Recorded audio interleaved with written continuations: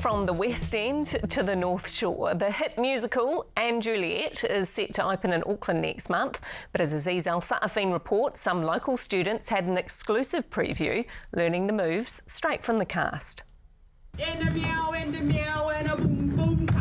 For students at Takapuna Grammar, class looked a little different today. A dance lesson from the professionals behind Jukebox Musical and Juliet. And they didn't hold back.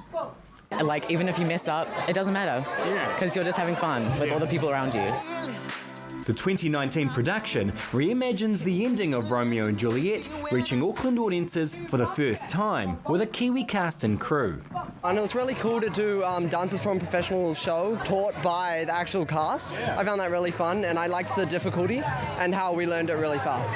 And I assume that's how it is in the industry, so it's really good to get a feel of that. The fact that the kids were so engaged from the get-go was pretty awesome.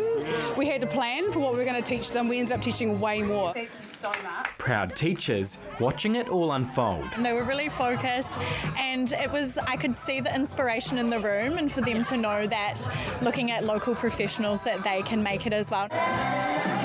Especially when one of those professionals was once a student here himself. I haven't been here in like 7 years, I think, but it's so cool because this whole space has been redone and stuff, and I haven't been here. So, but yeah, it's real cool to see I guess inspire the next generation.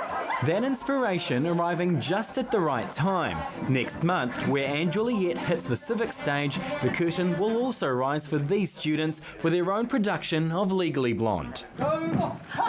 Today's lesson, a glimpse of what could come next. Definitely my dream. I'm planning on studying it in university and going into the industry, hopefully. Yeah, totally. Getting this experience is really valuable to planning out my future. I will gladly go on stage if they need a swing.